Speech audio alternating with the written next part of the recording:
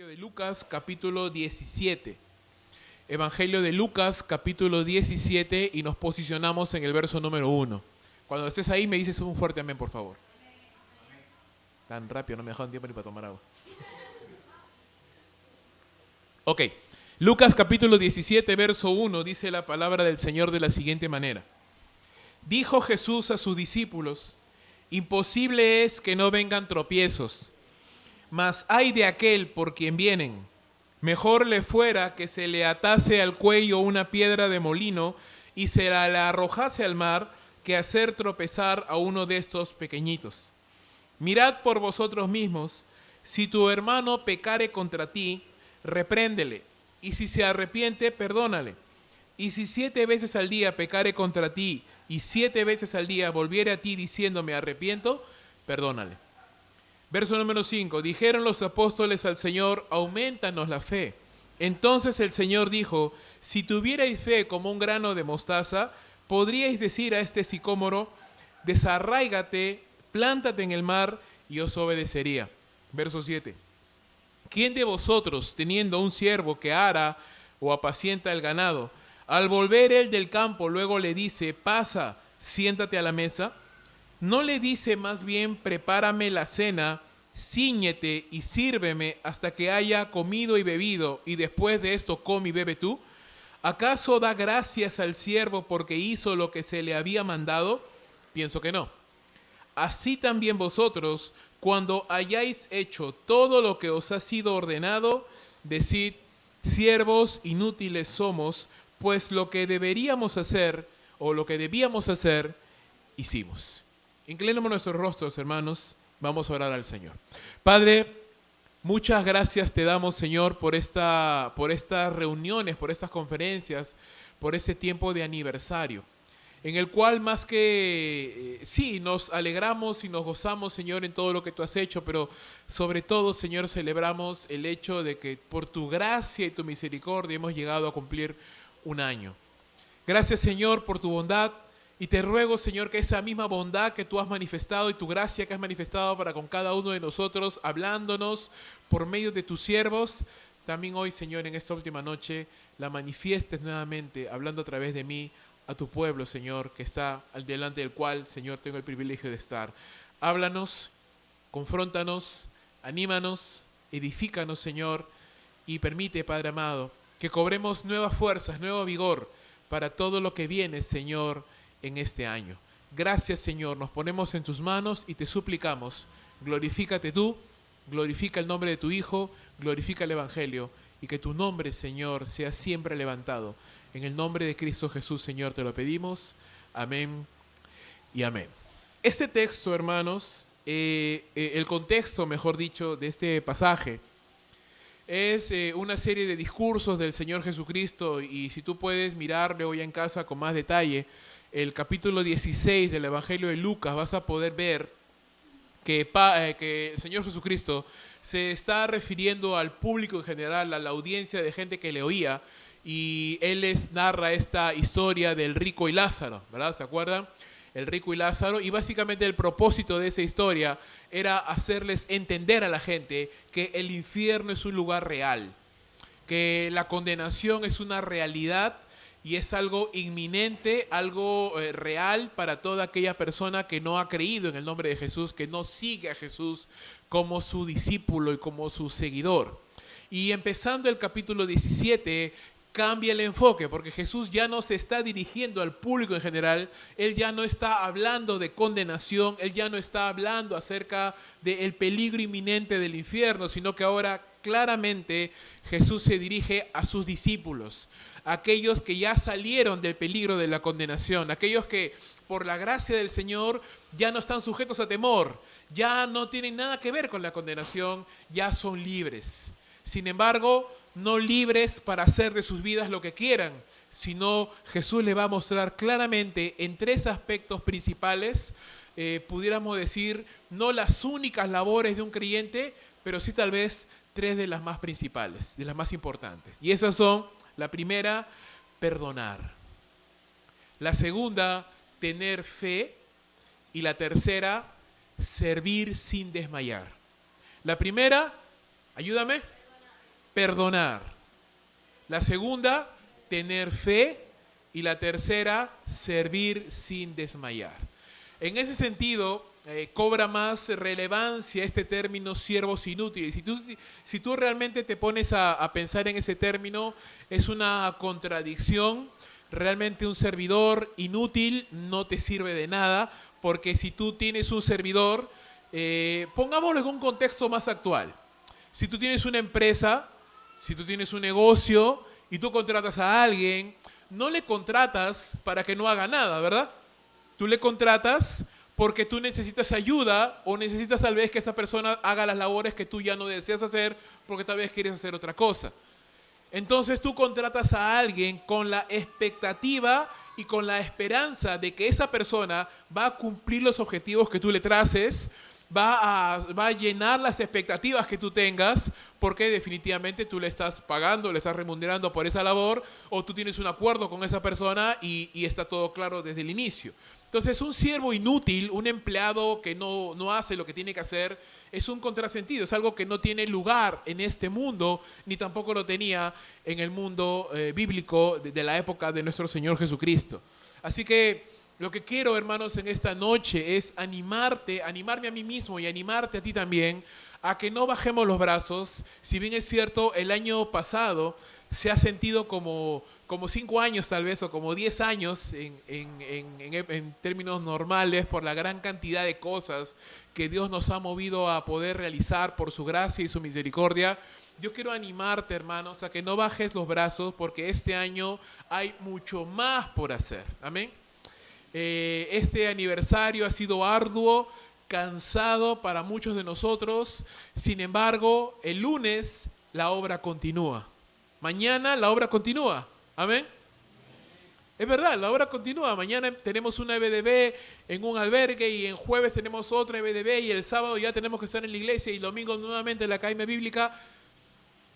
Hermanos, el siervo del Señor, el creyente, la dinámica de la vida de un creyente es una vida de servicio, es una vida de perdón y es una vida de fe. Luego vamos a entrar un poquito más en detalle acerca de esto. Vamos a ver la primera parte, el primer aspecto que todo creyente debe de vivir, una vida de perdón.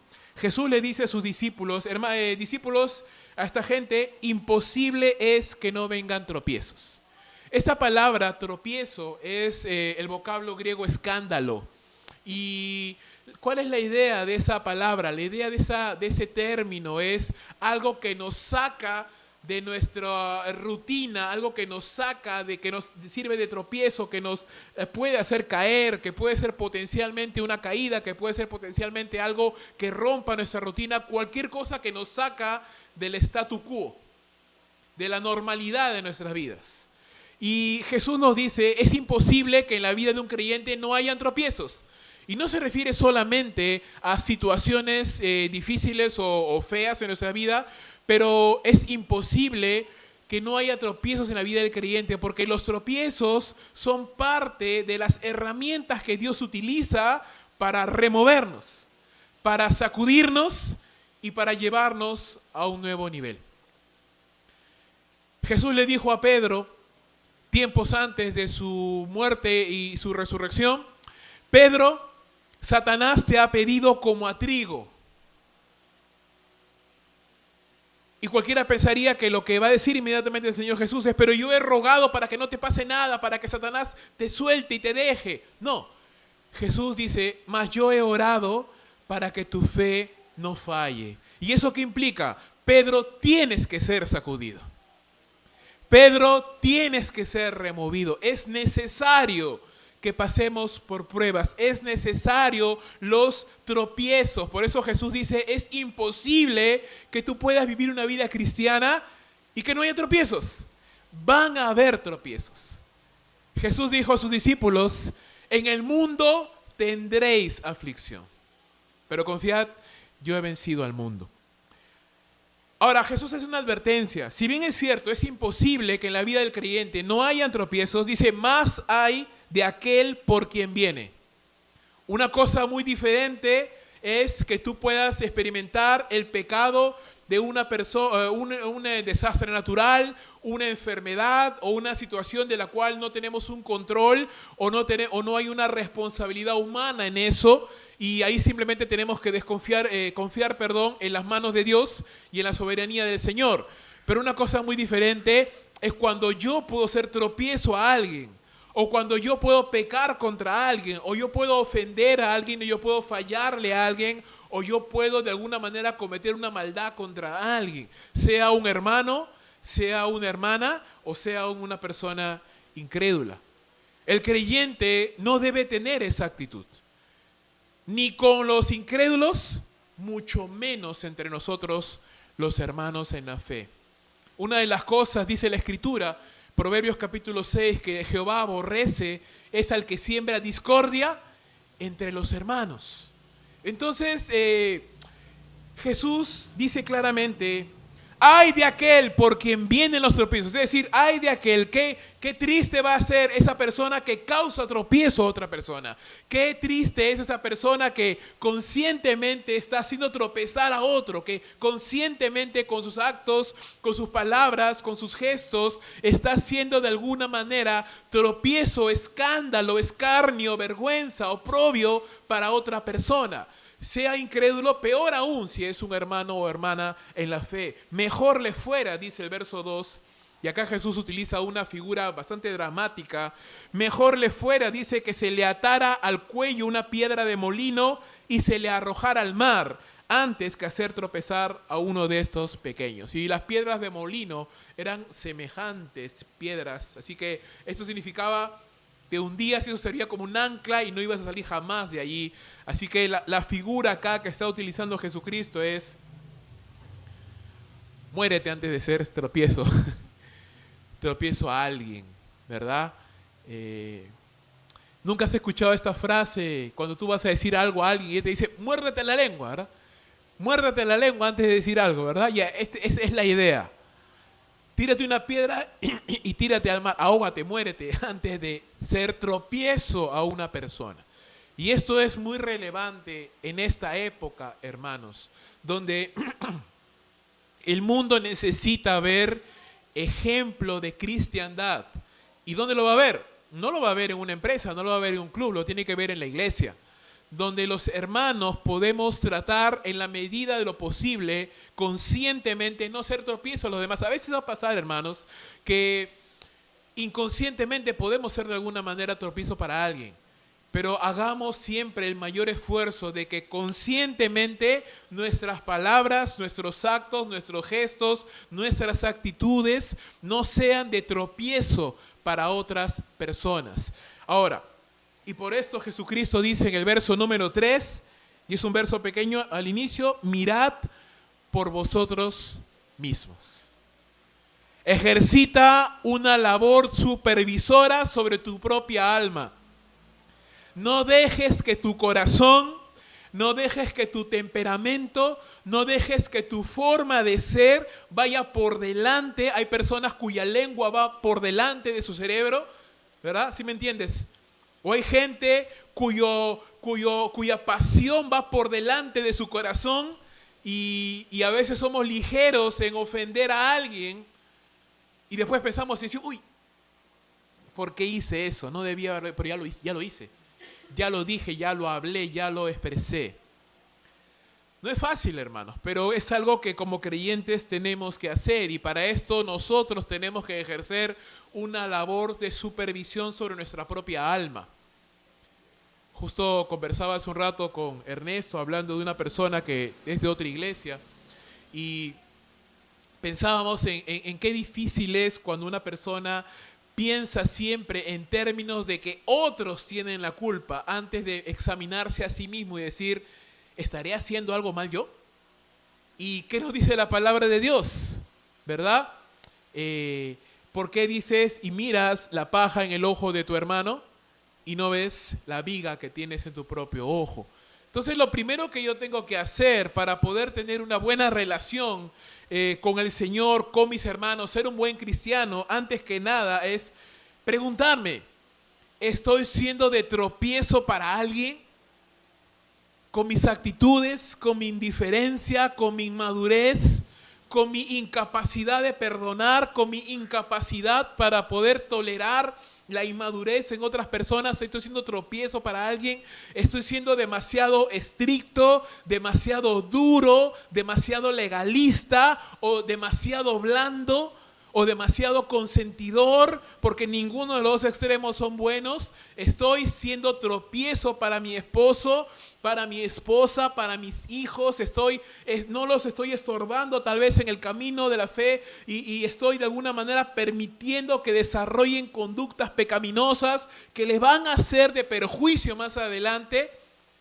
O soy demasiado estricto y les limito y los restrinjo de tal manera que más son mis prisioneros que mis hijos. Soy tan duro con mi esposa que la golpeo y la maltrato, no con los puños, pero con mis palabras, con mis gestos. Soy tan, tal vez tan inconsciente de que con mis actos puedo herir a otros hermanos y tal vez, hermano, tú ya estás en un nivel que ya nada te ofende y eres maduro espiritualmente hablando y te falta solo un par de alas y ya serías un ángel. Pero no todos somos así, ¿verdad? Y hay personas que se ofenden. Y hay personas que se ofenden por tal vez cosas que a ti te dirían, eso es una ridiculez. Pero, hermano, no todos somos iguales. Y no todos tenemos la misma madurez y no todos tenemos el mismo entendimiento. Por supuesto, la meta del creyente es que todos lleguemos a la unidad de la fe. Pero hablando en términos prácticos, no todos estamos en el mismo nivel de la fe. Entonces, una de las primeras cosas que yo tengo que hacer y preguntarme es, ¿estoy siendo de tropiezo para alguien? ¿Estoy de alguna manera, con mi ejemplo, con mi mal ejemplo, con mis palabras o con mis actos, estoy influenciando para mal a alguna persona? Yo quiero que pienses una cosa, y esto es algo que yo siempre le digo a los servidores, pero ahora quiero decirlo a toda la iglesia. Hermanos, no solo tus palabras, no solo tu presencia, es tu testimonio, es lo que tú eres, es lo que tú proyectas, es lo que influencia a otras personas, lo que le dice a otras personas quién eres realmente tú.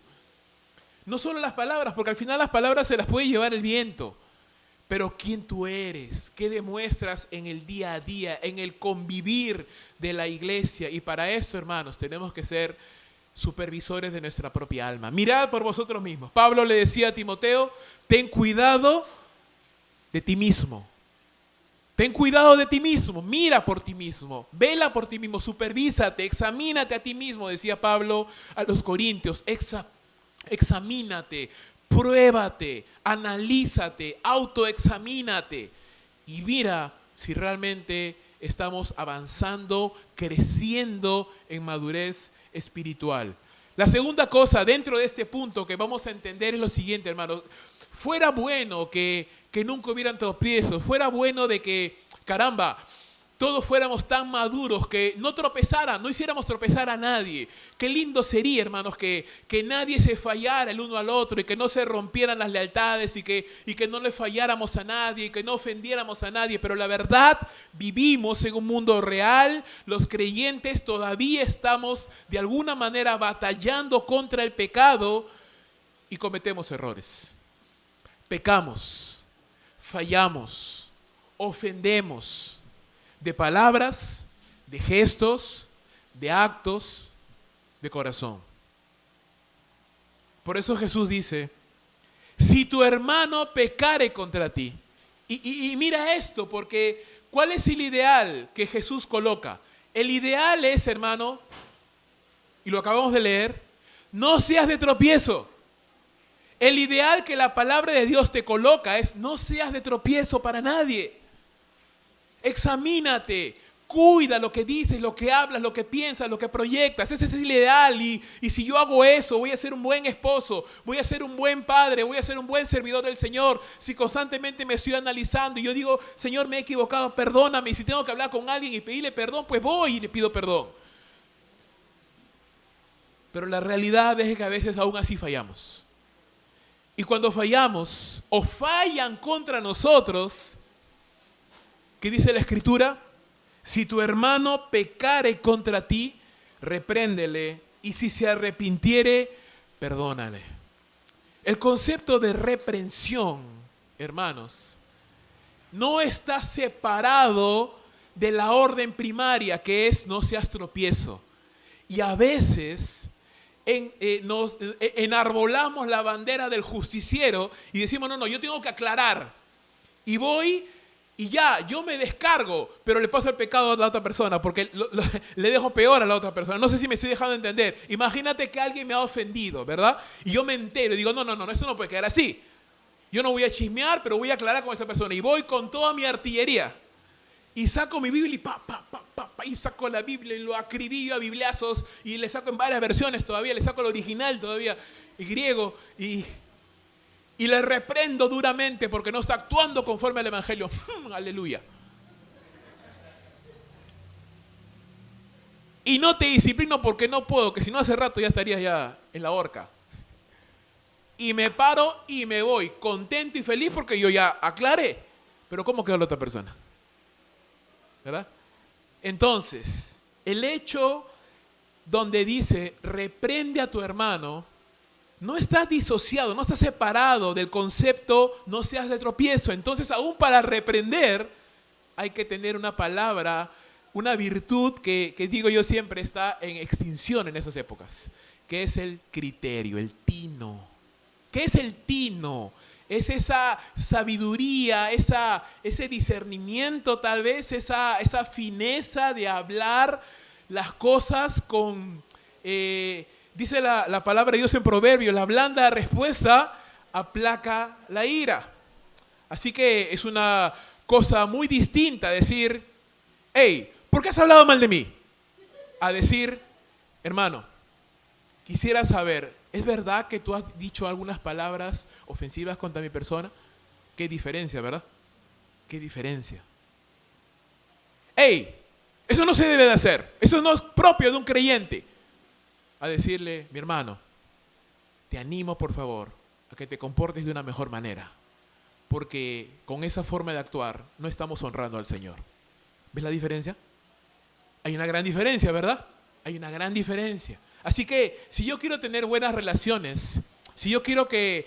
Hay algo, hermanos, que digo siempre, para que una iglesia pueda crecer, pueda ser sana, se necesitan varios factores. Uno de ellos es la bendición de Dios. Sin bendición de Dios no hacemos nada.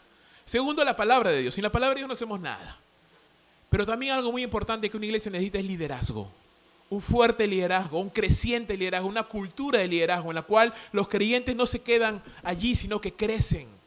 Justo hablamos también con Ernesto de eso en la tarde, acerca de algunas iglesias X, no voy a mencionar, de una denominación que no es bautista, cuyo objetivo es crecer haciendo trabajar a sus miembros, ¿verdad? Para conseguir ingresos económicos y levantar templos grandes.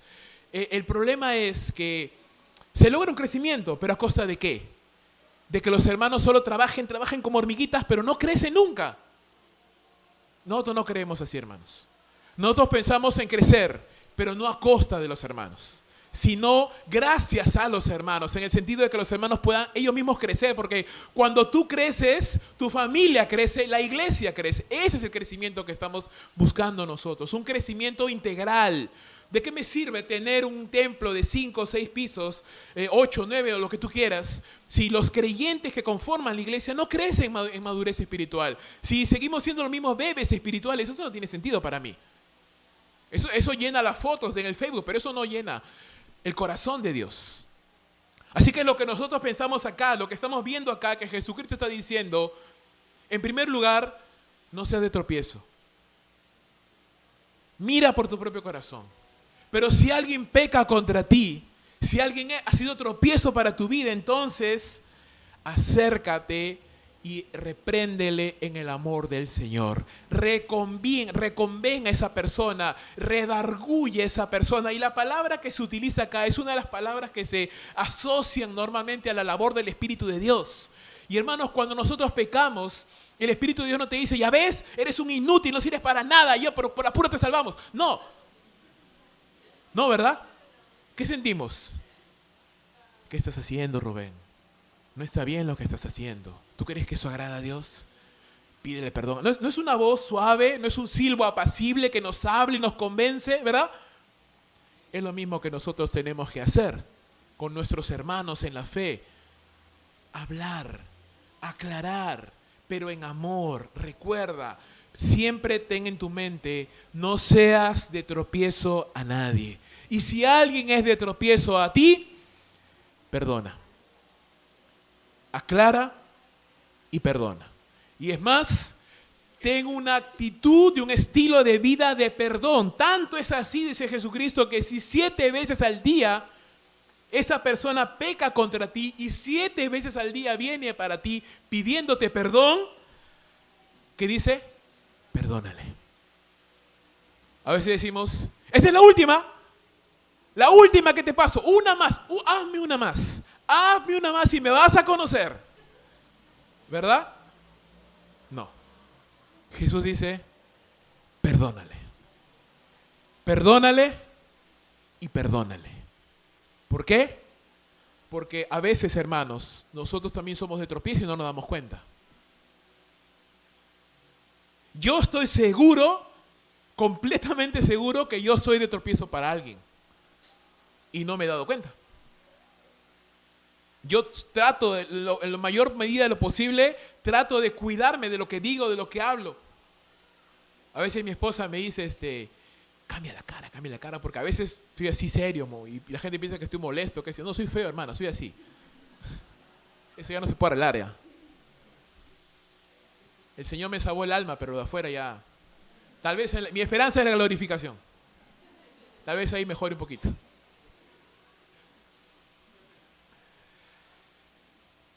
Pero si alguien es de tropiezo a nosotros, tenemos que perdonar.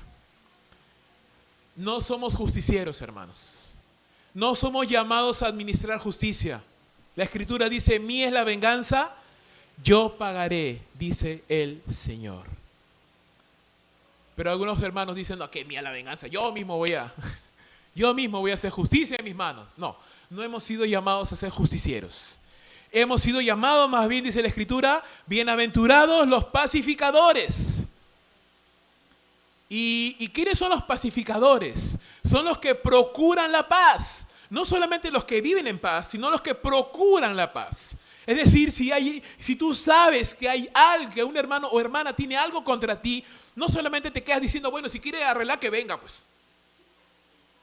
Eso no es ser pacificador.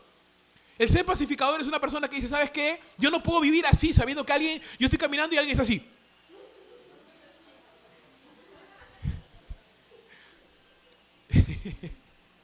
Yo no puedo. No puedo porque estoy pensando que alguien me está mirando así. Está contando mis pasos. No puedo, o sea. No puedo. Eso se tiene que arreglar de alguna manera. Y como dice la Escritura, ¿verdad? En lo que esté de nuestra parte, estad en paz con todos. Por supuesto, si la otra persona no quiere aceptar, bueno, ya hice mi parte.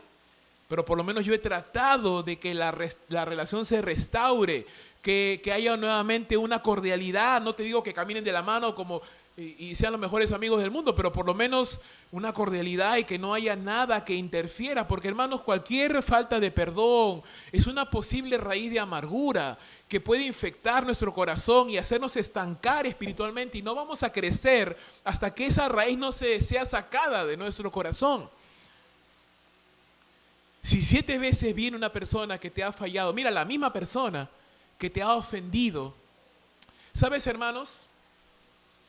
Muchas veces nosotros pecamos más que la persona que nos ofendió. Porque la persona que nos ofendió lo hizo una sola vez, pero nosotros le guardamos rencor todos los días. Y nos negamos a perdonar. Y decimos, no way, no hay manera. No hay forma, no, ni con agua lo paso a esa persona. No quiero ni verlo. Es que lo veo y ya me pudrió el día ya. Ya me pudrió el día ya. No, hermano, ¿cómo es eso? No. Perdonar. Porque tú no sabes, hermano. Tal vez hoy mismo el Señor te dice, vamos, hijo, a la presencia. Hija, ¿sabes qué? Te llevo. Y nos fuimos sin asuntos que arreglar. Eso no agrada al Señor. Si vamos a crecer en este nuevo año, si vamos a hacer una iglesia que impacte a la comunidad, si vamos a hacer una iglesia que sea de bendición, la falta de perdón no se puede tolerar en esta iglesia. No toleramos la falta de perdón. Si hay una persona que tiene algo contra otra persona, yo te animo desde el púlpito, y los ancianos te van a decir lo mismo, y los diáconos te van a decir lo mismo. Ve y arregla con esa persona. No, es que tú no entiendes, me he hecho esto y lo otro. Hermanos, Jesucristo sufrió más que nosotros. Y allí en la cruz dijo: Padre, perdónalos porque ellos no saben lo que hacen. La actitud de perdón es un estilo de vida que nosotros tenemos que tener. Y Colosenses capítulo 3 dice: perdonando los unos a los otros, así como Cristo os perdonó también a nosotros, o como Dios nos perdonó a vosotros en Cristo. Así que la medida del estándar del perdón para cada uno de nosotros es lo que Cristo hizo en la cruz por nosotros. Tú no le vas a perdonar a alguien más de lo que Cristo te perdonó a ti. Amén. Tú no le vas a perdonar a alguien más de lo que Cristo te perdonó a ti. En sentido inverso, lo que alguien te haya hecho a ti no se compara a lo que tú le hiciste a Cristo Jesús. Lo que alguien te haya hecho, por más duro, por más traicionero, por más doloroso que haya sido, lo que alguien te haya hecho, no se compara a los clavos y a la corona de espinas que Cristo sufrió por tus pecados y por los míos. Así que no hay nada, no hay manera, no hay forma ni razón que yo le pueda decir al Señor: Señor, yo no puedo perdonar. Es más, dice Jesucristo: si tú no perdonas, mi Padre tampoco te perdonará tus pecados. Así que estamos hablando de cosas serias. La actitud de perdón. No es fácil, no es sencillo. No es sencillo vivir así porque vivimos en un mundo en el cual no fallamos. En el matrimonio nada más. Cada día es una aventura de pedirnos perdón. Cada día un gesto, una palabra, una actitud puede ser el caldo de cultivo para Hiroshima y Nagasaki juntos. Pero una actitud de perdón y el amor que eso conlleva cubre multitud de pecados. Y no llegamos al punto que el mundo vive. No porque los matrimonios cristianos sean perfectos, sino porque los matrimonios cristianos perdonan de verdad. Las iglesias no son organizaciones perfectas. Es más, estamos lejos de ser perfectos. Somos un grupo de personas pecadoras que estamos tratando de servirle al Señor y nos fallamos entre nosotros. Le fallamos al Señor muchas veces. Pero ¿por qué podemos seguir adelante a diferencia de otras organizaciones? Porque somos una organización que se perdona. Somos una familia que nos perdonamos los unos a los otros y seguimos caminando el sendero que Dios nos ha trazado. Una vida de perdón es lo primero que nosotros tenemos que tener en cuenta. Lo segundo, una vida de fe. Jesús dice, los discípulos le dijeron al Señor, los apóstoles ahora, verso número 5, Señor, aumentanos la fe. Entonces el Señor le dijo: si tuvierais fe como un grano de mostaza, podrías decir a este sicómoro: desarráigate, plántate en el mar, y os obedecería. A veces tenemos la idea de que Dios obra a través de grandes y maravillosas cosas y que tiene que suceder algo espectacular en tu vida para que tú digas: Dios está obrando. Y los apóstoles, al escuchar la enseñanza de Jesús, de decirles que tenían que tener un estilo de vida de perdón diario, ellos le dicen: Señor, ok, yo lo voy a hacer, pero ¿sabes qué? Abre los cielos y aumentanos la fe, así que un ángel venga y diga: a ver, Pedro, apunta, ya, a ver, listo, Gabriel, ya, dale. Y un tonel así de fe, vaciado en el corazón de Pedro, ¿verdad? Para que Pedro diga: no, ya, ahora sí tengo suficiente fe para perdonar. Y Jesús le dice: no, un momentito. Si tuviera suficiente fe, como un granito de mostaza, algo muy pequeñito, ¿sería suficiente? Porque Dios obra, hermanos, no por medio de una fe gigantesca, sino una pequeña fe que es activa día con día. Dios obra no siempre o no necesariamente o no mayormente en cosas gigantescas, sino en el día a día. Dios quiere usarte, no necesariamente en un estadio predicándole a 1 millón de personas o que seas dueño de una multinacional o un pastor conferencista mundialmente reconocido, no. Él quiere simplemente que seas un creyente obediente al Señor día a día. Y si Dios quiere que luego llevarte a otro nivel, eso es cosa del Señor ya. Pero lo primero que Dios nos llama es ser obedientes día a día. Dios no nos va a dar más fe si la que ya tenemos no la usamos. Amén. Dios no te va a dar más fe si la que tienes ahorita no la usas. Dios no te va a dar mayor bendición si lo que tienes no la administras. Dios no te va a dar mayor respaldo o unción si lo que ya tienes ahora no lo valoras. Dios no funciona así, hermanos. El que es fiel en lo poco, Dios le dará más. ¿Y cómo se ve la valía y el carácter de una persona? No se ve en un solo acto, en una sola palabra, en un discurso.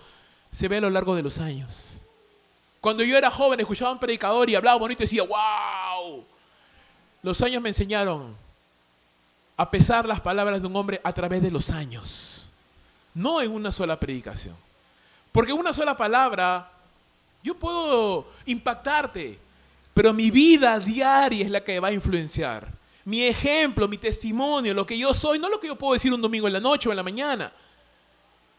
Dios quiere utilizarnos, hermanos, en una vida de fe diaria, constante, que cada día le diga al Señor, ¿sabes qué, Padre Santo? Yo quiero obedecerte hoy. ¿Qué es lo que tengo? ¿Qué es lo que está en mis manos? Mi hogar, mis hijos, mi familia, mi pequeño negocio. Pues allí quiero que me uses. Allí quiero ser un evangelista. Allí quiero ser un servidor. ¿Qué cargo tengo en la iglesia? Bueno, tal vez es limpiar las sillas, pues quiero hacerlo bien en ese lugar. Haz eso diariamente, hermanos. Y Dios siempre te abrirá camino para más. Una vida de fe continua. Una vida de fe que se va edificando, que es capaz de hacer grandes cosas. Mira lo que dice, esta fe pequeña puede hacer algo grande. Un sicómoro era un árbol que podía vivir muchos años y por ende, al ser un árbol viejo de cientos de años, tenía raíces que se introducían metros, decenas de metros en la tierra. Así que arrancar, no sé si alguna vez has intentado arrancar un cochino arbusto de hierba mala, no es fácil. Si ya tiene sus años, es difícil. Solo un arbusto, imagínate un árbol que tiene años, 100, 200 años penetrando ahí la tierra hasta el fondo. Eso es imposible a menos que tenga maquinaria pesada. Pero dice que esta pequeña fe es capaz de arraigar un sicómoro de años y alejarlo al mar. Es que, hermano, el poder de la fe no está en ti. El poder de la fe está en el objeto de nuestra fe. ¿Y quién es el objeto de nuestra fe? Dios. Dios es el que hace cosas grandes, no nosotros. No creemos en un cristianismo de superestrellas, no creemos en un cristianismo de superungidos, creemos en un cristianismo de un Dios poderoso que obra a través de seres humanos comunes y ordinarios. Hay un libro de John MacArthur que hace muchos años leí y me encantó, decía 12 hombres ordinarios en manos de un Dios extraordinario. Y analizaba la vida de los apóstoles, pescadores, gente sencilla, del vulgo, que no tenía educación, que eran despreciados en su época, pero fueron utilizados poderosamente, de tal manera que ese Pedro aún su sombra sanaba. ¿Por qué? ¿Porque Pedro era un superungido, era un superapóstol? No, simplemente porque Pedro empezó a obedecer diariamente. Y cuando el Señor Jesús le dijo, ve y anda a un estanque, pesca y saca una moneda y luego paga tu tributo, a pesar de que eso era una idea ilógica, ¿qué hizo Pedro? Lo hizo. Y esos pequeños pasos de obediencia son los que producen la bendición de Dios. ¿Quieres que Dios te bendiga? ¿Estamos en una iglesia o dónde estamos? ¿Quieres que Dios te bendiga, hermano? Obedece hoy lo que ya sabes que tienes que hacer. Así de simple. Obedece hoy y déjale el mañana al Señor. No, pero yo quisiera hacer esto y quiero hacer grandes cosas. Perfecto, perfecto. Que Dios confirme lo que ha puesto en tu corazón. Pero empieza hoy. Empieza hoy. Con lo que ya sabes. Tienes un hogar, sea un buen padre. Tienes una esposa, sea un buen esposo. ¿Tienes un cargo en la iglesia, una responsabilidad? Sé un buen servidor del Señor. ¿No tienes ningún cargo en la iglesia, ninguna responsabilidad? ¿No tienes una labor de servicio? ¿Qué esperas? ¿No tienes esposa? Cásate, ¿qué esperas? No. Ora bien antes de casarte. Pero activa, hermano, hermana.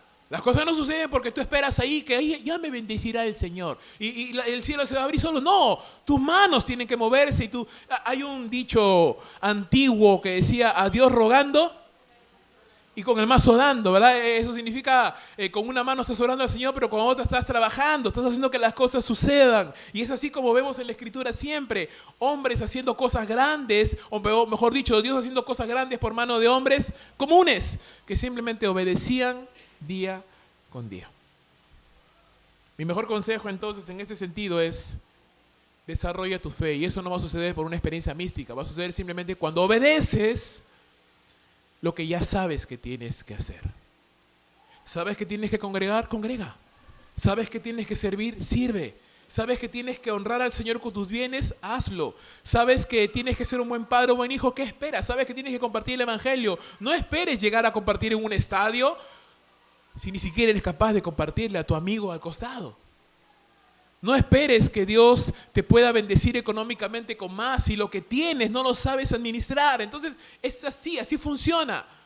El que fiere lo poco, Dios le dará siempre más. Y por último, la tercera actitud. La primera era una vida de perdón, la segunda era una vida de fe y la tercera una vida de servicio constante y activo. Y para esto Jesús va a mostrar una pequeña historia, un pequeño relato que va a mostrarnos algo que tal vez es un poco chocante en nuestra época de tolerancia y de respeto y de igualdad, pero en esa época era de lo más común que había. Verso número 7 de Lucas capítulo 17 dice: ¿quién de vosotros, teniendo un siervo que ara o apacienta el ganado, al volver el del campo, luego le dice: pasa, siéntate a la mesa? No le dice más bien: prepárame la cena, cíñete y sírveme hasta que haya comido y bebido, y después de esto come y bebe tú. ¿Acaso le da gracias al siervo porque hizo lo que se le había mandado? Pienso que no. Y de entre todas las labores, de entre todas las tareas que un siervo tenía que hacer en esa época, dos de las más pesadas y dos de las más difíciles están aquí representadas. Yo alguna vez en mi época de adolescencia aproximadamente estuve viviendo en Arequipa. Habré vivido en Arequipa unos 4 meses más o menos. Mi mamá estaba acá hecho un mar de lágrimas porque su hijo mayor se había ido de viaje. Yo estaba feliz de la vida, caminando entre vacas y entre chacras, porque mi tía tenía ahí una chacra y todas las mañanas era levantarme, tomar mi leche con nata. No me gustaba la nata, pero la leche ahí, el camotazo asado, y salí corriendo con mis primos en la mañana, ir a corretear a las vacas y ir a corretear a las ovejas, y yo era más travieso. Y había un momento en el cual el tío nos llevaba, ¿no? Y él construyó su casa solo. Yo no sé dónde tenía esa sabiduría, Dios le dio, y construyó su casa solo. Y él araba y él sacaba y nos explicaba, ¿no? Cómo sacaba las piedras y nos ayudaba ahí y nos pedía ayuda. Y Dios mío, eso cansaba como no tienes idea. Y esos hombres son fuertes. Esas mujeres son recias porque trabajan la tierra y están ahí lampeando y palando y jalando la tierra día bajo el sol, ahí recogiendo. Eso es algo duro. Y un día de labor en el campo, hermanos, es tremendamente agotador. O apacentar el ganado también. Los animales no hacen cosas que luego pisas. O tienes que ordeñarlas, o tienes que cuidarlas. Y es algo... ¿Alguien ha ordeñado una vaca? Mira, ahí está la hermana Melissa. ¿Alguien ha arado un campo? Aunque sea una maceta sembrado, hermano. Ya multiplícalo por 100, más o menos, ¿no? Una cosa agotadora.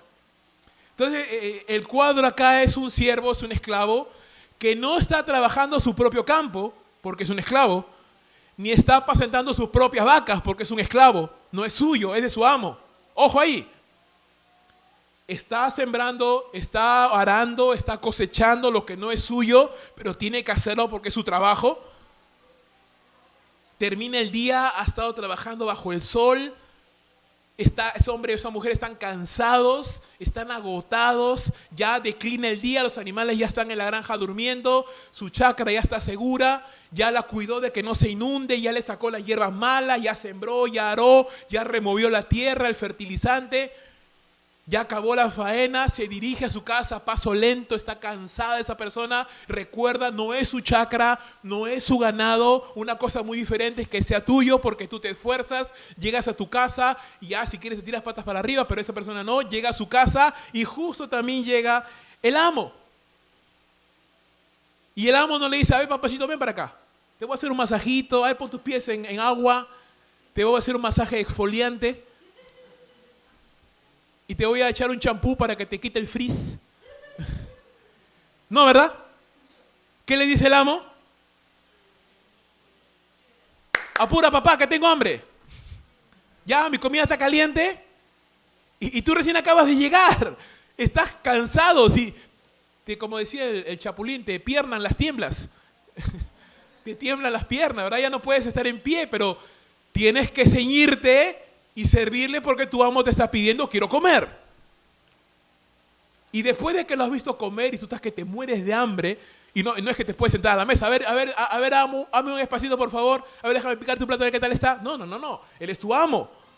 Él está comiendo, oye, está rico, bien rico, y tú estás oliendo y estás viéndolo comer, y tú estás...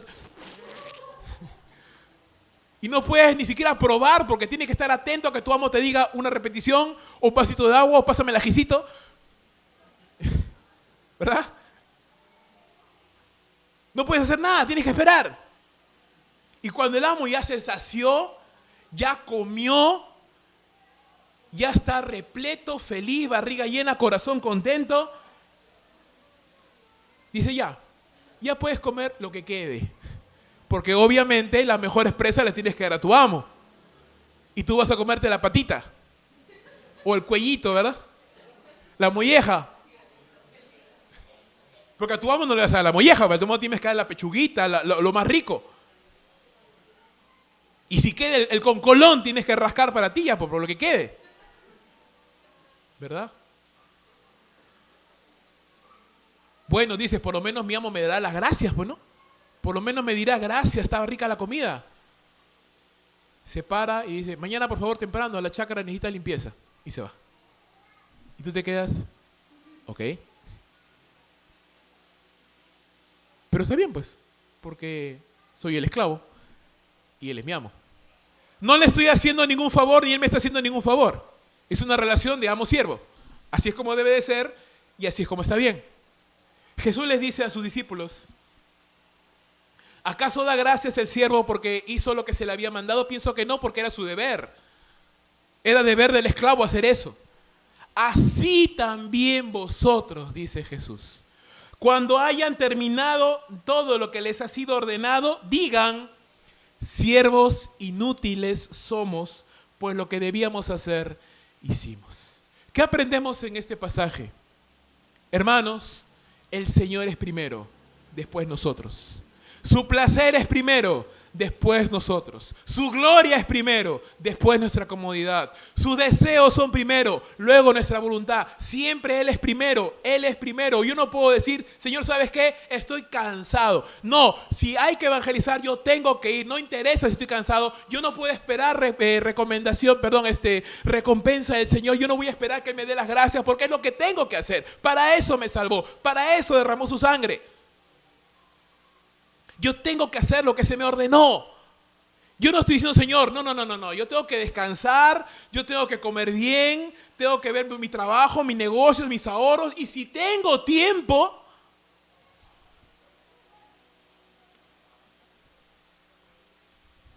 te doy la mollejita. No, ¿verdad? No. Su gloria es primero. Amén. Su voluntad es primero. Su deleite es primero. El amo es primero, hermanos. Cuando nosotros ponemos estas tres cosas en su correcta perspectiva y vivimos perdonando porque entendemos que Él nos perdonó primero y tenemos fe porque entendemos que Él es primero y Él es mayor y la fe y el poder de esa fe no viene de nosotros sino de Él.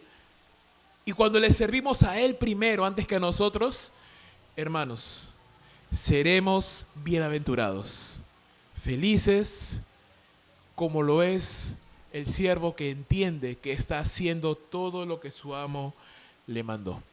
Un siervo inútil no es alguien que no sirve para nada. No entiendas mal esa palabra. Esa frase no tiene un sentido peyorativo, no es un término despreciativo. No es un término despreciativo.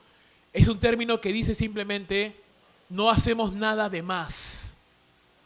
Hermanos, Yo te puedo preguntar, y me pregunto a mí mismo, ¿hemos hecho todo lo que teníamos que hacer? No, ¿verdad? Entonces somos aprendices de inútiles todavía. Ni siquiera inútiles completos. Ni a inútiles llegamos. Somos aprendices de inútiles. Ni para inútil sirve. Me falta. Tengo que graduarme de inútil.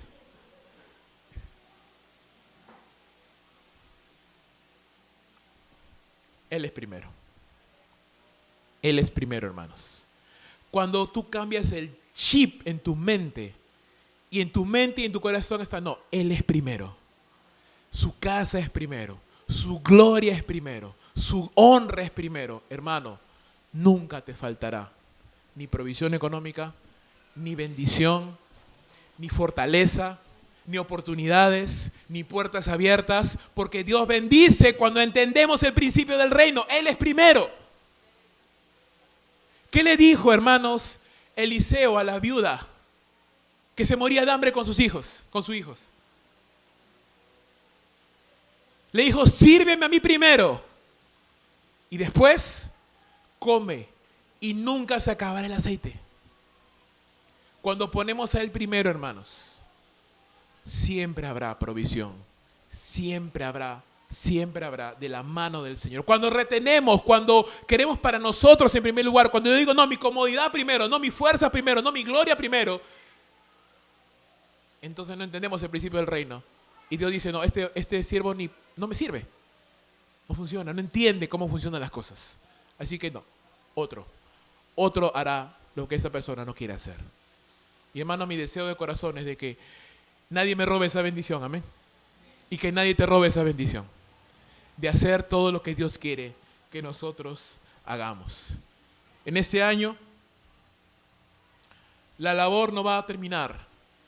Vamos a seguir trabajando, vamos a seguir predicando, vamos a seguir soñando con abrir nuevas iglesias. Ya estamos hablando de un nuevo local. ¿Cómo? Si recién nos acabamos de mudar. Sí, pues. ¿Y qué? Israel movía su tabernáculo, acá es que la presencia de Dios se movía, ¿verdad? Imagínate que alguien dijera, otra vez, ya pues Moisés, ya me acabo de acomodar, recién estoy acomodando mi arena, acá ya te quieres mover.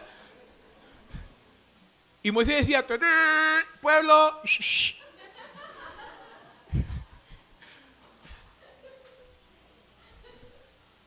Así es pues, así es. Somos peregrinos en esta tierra, hermanos. No tenemos nada fijo. Y me encanta esa vida. Me encanta no saber qué va a pasar. Ay, qué responsable, pastor. No es eso, no es irresponsabilidad. Yo sí tengo una idea de lo que queremos hacer, pero no sé realmente lo que va a pasar. Es de la mano de Dios. Y si Dios nos cambia los planes, gloria a Dios, hermano, porque es Él, no nosotros. Y si Él nos abre las puertas para ir a un lugar más grande, pues gloria a Dios, más trabajo. Ya Rubén me está mirando, ¿qué más trabajo? Sí, hermano, más trabajo. Más cera, sí, más cera que... Más escobas, sí, más escobas. Pero la gloria sea al Señor, amén. Más manos, más corazones, más fuerzas. Yo te animo, y con esto termino. Yo te animo a que en esta noche, como cierre de este aniversario, tú puedas asumir el desafío. Señor, yo quiero ser un servidor del Señor. Dice la Escritura que el amo no le va a agradecer a su siervo por lo que hace, pero nuestro amo sí nos va a agradecer, hermanos. Allí en las bodas del Cordero dice la Escritura que Él nos dará la recompensa conforme a lo que hayamos hecho en esta tierra. No tiene por qué hacerlo, porque es lo que teníamos que hacer. Pero aún así, hermanos, nuestro Señor es tan generoso que aún a pesar de que no merecemos, Él nos dará las gracias, Él nos recompensará y Él dirá en aquella oportunidad esas palabras que yo anhelo escuchar algún día para mí y anhelo también que tú las escuches. Bien, buen siervo fiel, entra en el gozo de tu Señor. Y para eso, mientras estemos en esta tierra, hermanos, manos a la obra. Manos a la obra. Si no te has comprometido, para hoy es tarde. Hazlo. Se necesitan más manos. Padre Santo, te damos gracias, Señor. Gracias, amado Dios, por esta noche.